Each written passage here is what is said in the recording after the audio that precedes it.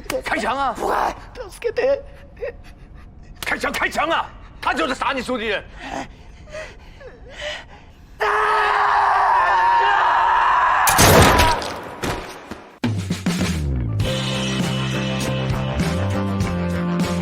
Halo friend, how are you today? Welcome back with me Chanku ya, menemani Lazy Day kalian dalam rangkuman film kali ini. Sudah lama sekali saya tidak menceritakan film perang-perang, dimana kali ini saya akan membahas film perang yang sangat amat bagus sekali. Serta film yang akan saya bahas dinobatkan sebagai film yang berhasil menggeser posisi film Bad Boys for Life dari segi pendapatan keuntungan, yaitu 426,5 juta dolar. Film kali ini yang saya bahas berjudul The 800 tahun 2020 yang disutradarai oleh Guan Hu. Dan film ini diperankan oleh banyak sekali aktor-aktor Cina yang tak mungkin saya uraikan satu-satu. Sedikit info, film ini menceritakan tentang kisah nyata perang kepahlawanan Tiongkok atau Cina, yang mana Tiongkok bertempur dengan 800 pasukan dan melawan pasukan Jepang yang sangat amat banyak, yaitu 20.000 pasukan. Aksi dalam film ini sempat menjadi pro dan kontra, di mana di lokasi pertempuran tersebut sangat dekat dengan warga sipil dan beberapa kediaman negara sekutu yang cukup menjadi pro dan kontra saat film ini akan merilis film tersebut. So, tanpa berlama-lama lagi, langsung saja pasang headset kalian, naikkan volume HP-nya, and go to the list. Story guys.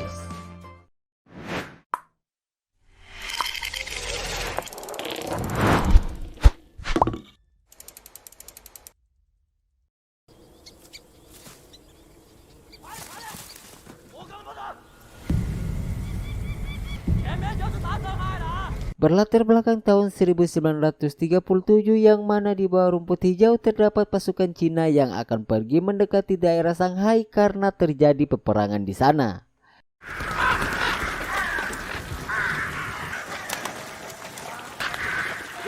Setelah sampai, para pasukan Cina berbaris karena di lokasi tersebut tidak terlihat satupun pasukan Jepang di sana.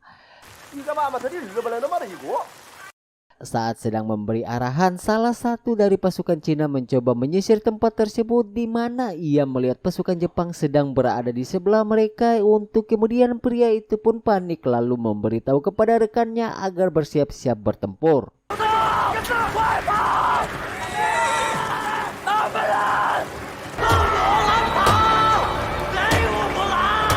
Entah karena kekurangan pengalaman di medan pertempuran, akhirnya pasukan Cina banyak sekali korban yang berjatuhan dan banyak yang mati tentunya. Dimana saat malam itu, Duan serta paman dan adiknya melihat rekannya mati dibantai oleh pasukan Jepang. Untuk kemudian Duan beserta keluarganya berlari untuk menyelamatkan diri mereka sendiri.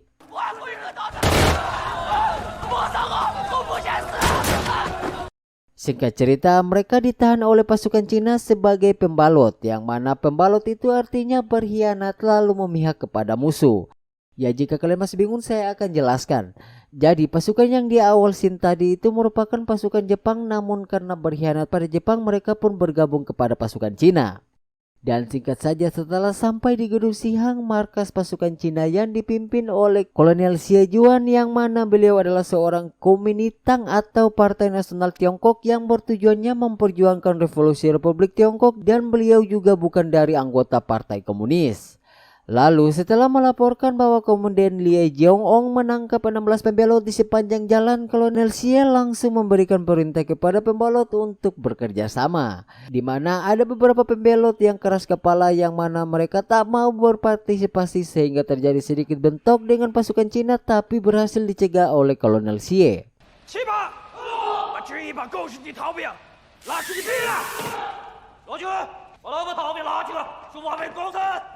Saat ingin pergi, Duan serta adiknya bilang kepada Kolonel Xie bahwa mereka bukan pembelot, yang dimana mereka terpisah oleh markas besar di Huangpi, sehingga mereka mengutus mereka untuk pergi ke Shanghai.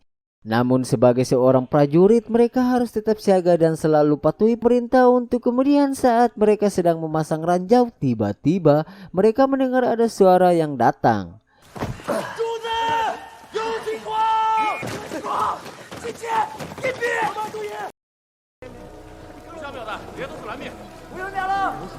Ya, ternyata itu adalah masyarakat sipil yang datang ke Shanghai untuk mengamankan diri karena di Shanghai merupakan tempat konsensi internasional di mana itu merupakan tempat aman karena ada beberapa kediaman negara seperti Inggris, Amerika, dan Prancis. Kemudian Paman Duan yang melihat kesempatan itu, Paman Duan pun langsung masuk ke barisan agar dirinya bisa masuk ke area konvensi internasional. Akan tetapi aksi itu tak beruntung karena ia mengenakan baju tentara di mana para pasukan tentara dilarang untuk masuk ke sana.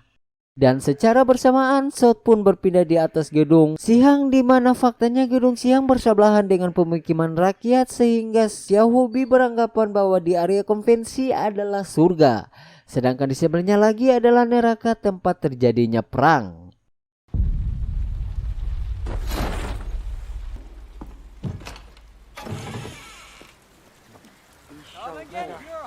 Singkat cerita, hari pertama yang mana terdapat banyak sekali pengungsi di Shanghai yang berjejeran di depan ruko di sana. Di mana perang seperti itu kelaparan menjadi fakta nyata untuk para pengungsi. Lalu di tengah sedang membagikan makanan, mereka mendengar suara tembakan di mana Jepang lagi-lagi berhasil mengambil alih salah satu gedung di Cina. Namun tak berselang lama tentara Inggris berusaha membantu dengan menembak beberapa para tentara Jepang dan inilah dia film The 800.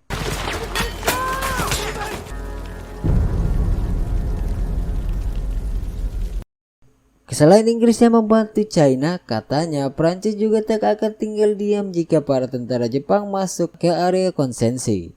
Jepang yang memiliki jalan ninja sendiri, mereka tetap ingin memperbesar area dengan masuk dan menyerang gedung Sihang markas divisi 88 yang dipimpin oleh Kolonel Xie. Dan karena masuk di area musuh, lagi-lagi Jepang sempat terjebak oleh rencana China yang membuat tentara Jepang banyak yang mati. 所有人出来，一半跟着他，一半跟着我，看见日本人就开枪。让开！日本人走少点！ Lalu ketika para pembelot disuruh untuk membersihkan mayat-mayat Jepang, salah satu pembelot berencana melarikan diri namun berhasil dilumpuhkan oleh Kolonel Jie. Kemudian saat sedang membersihkan mayat-mayat Jepang, tiba-tiba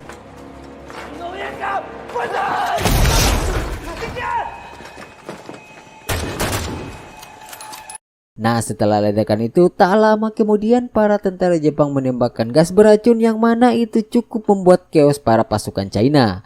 Dan satu hal yang menarik di sini ternyata untuk mengamankan diri dari gas beracun yaitu dengan cara menghirup air kencing manusia. Dan karena dua yang tak bisa kencing, salah satu pasukan China memberikannya sebuah masker.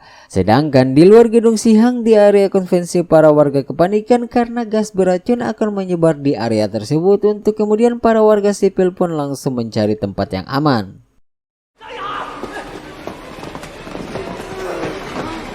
Kembali ke markas yang mana karena kepanikan Duan tersenggol oleh seorang pasukan China di mana ia terjun masuk ke dalam air untuk kemudian ia melihat ke lorong air yang merupakan jalan alternatif untuk melarikan diri.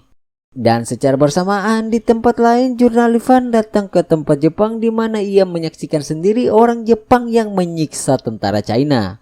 Dan itu sungguh sangat tai kambing sekali bos. Sumpah gak ngotak gitu kayak nikang-nikang orang tuh kayak bebas aja gitu.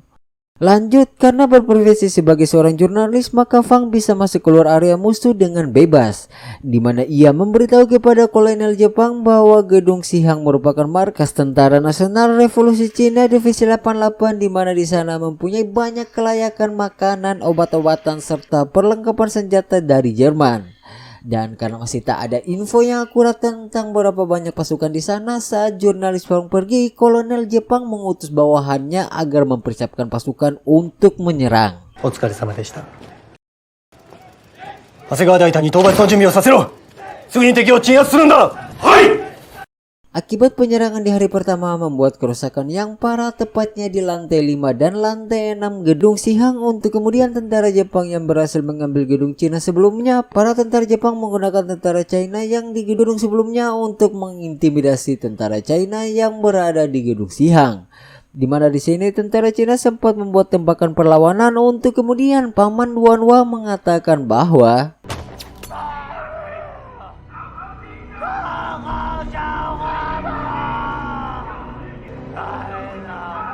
Mendengar perkataan pamannya, Duan hanya bisa menangis dan pasrah karena kena mental.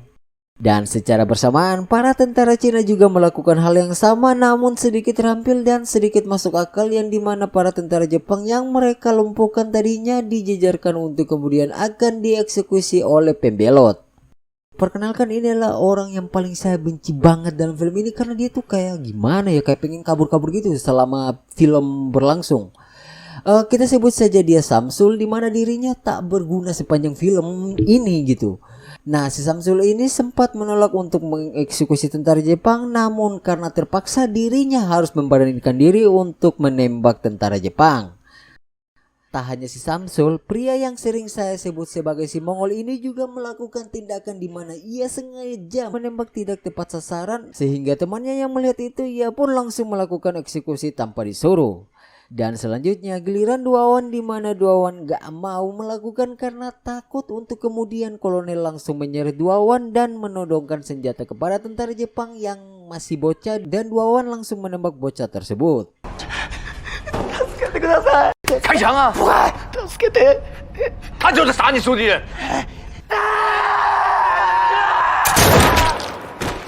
Singkat cerita, malam pun tiba yang mana Duawan bercerita kepada Kolonel Si bahwa dirinya, Sao dan pamannya adalah seorang petani, yang mana mereka hanya ingin ke Shanghai untuk melihat seperti apa kota Shanghai, tanpa berpikir ternyata di kota Shanghai sedang terjadi perang. Untuk kemudian ia memohon kepada Kolonel agar melepaskan mereka untuk pulang dan bertemu ibu mereka yang berada di kampung. 90周次我们去来打扫战场的，我们还在屋里等我，你放我回个吧。 Sekedar info, di tempat konsensi internasional terdapat negara Amerika, Prancis, dan Inggris, di mana Amerika dan Prancis tak ada kontribusi sedikit dalam perang, yang mana tujuan mereka hanya ingin mencari berita untuk bisnis mereka. Tapi berbeda dengan Inggris yang sering membantu Cina dan berkontribusi dalam aksi walaupun hanya sedikit. Sedikit banget sih mereka bantu, tapi effort itu kayak cukup bagus lah. Lanjut, di tepat malam itu juga Duawan yang ingin kabur. Saat ia berada di air, ternyata si Samsul beserta temannya juga berencana untuk kabur, yang mana saat ingin keluar dari lorong air, mereka melihat pasukan tentara Jepang masuk lewat lorong air, dan karena tak punya pilihan lain, akhirnya mereka masuk ke dalam air. Sehingga karena kelamaan di dalam air, salah satu teman mereka yang panik dan ingin keluar ditahan oleh mereka berdua, dan akhirnya temannya itu pun kehabisan nafas dan langsung mati.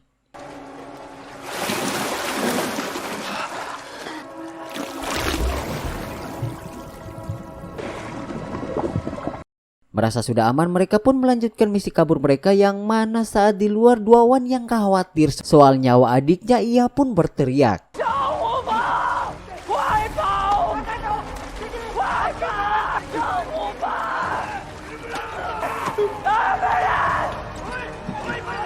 Ya, karena teriakan dari Duawan, semua orang menjadi panik dan langsung terjadi adu fighting dengan jarak dekat yang sangat amat dekat dan tanpa takut sedikit pun. Dan itu baru cowok banget coy.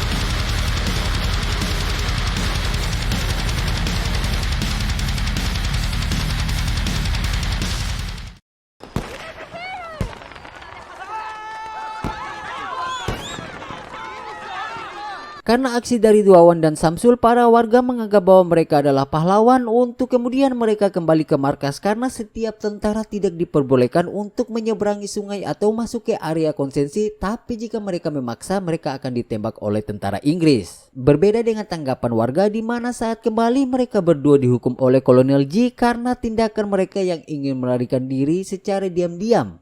Dikarenakan itu adalah pelanggaran besar untuk seorang prajurit, sehingga mereka mendapatkan hukuman dari Kolonel Z. Selain kena hukuman dari Kolonel Z, Duawan yang masuk ke kelompok pembelot, mereka disuruh untuk memeriksa keadaan di sekitar gedung Sihang. Dimana di sini Samsul dan Mongol bertindak konyol yang membuat saya sebagai penonton juga emosi melihat tindakan mereka berdua, yang mana saat mereka ingin keluar, mereka berdua melakukan sweet dengan menggunakan koin untuk menjadikan itu acuan agar siapa yang harus keluar dan memeriksa keadaan di luar. 你去吧，你刚才讲你真的，你刚才自己讲你的，你。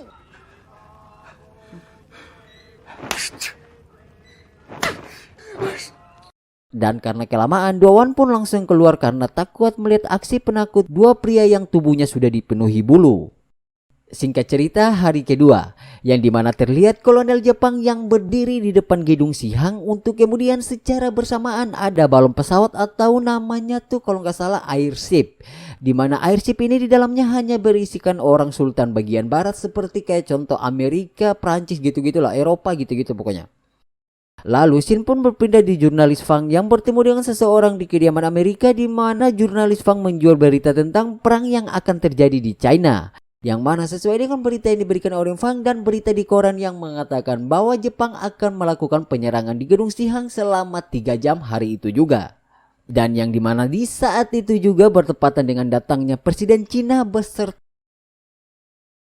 Dan karena mengetahui bahwa Jepang sudah bersiap-siap untuk menyerang semua orang yang berada di area konvensi, tak panik melainkan mereka duduk untuk menyaksikan hal tersebut. Dan tak berlangsung lama setelah semua pasukan telah siap, tentara Jepang sempat menyerbu gedung Sihang, di mana tentara China sempat kewalahan dengan peralatan senjata yang digunakan oleh tentara Jepang. Sehingga karena mereka yang sudah kewalahan dan kekurangan jumlah tentara, para pembalot pun harus diberikan senjata serta membuat lubang untuk vision tentara Cina agar menembak.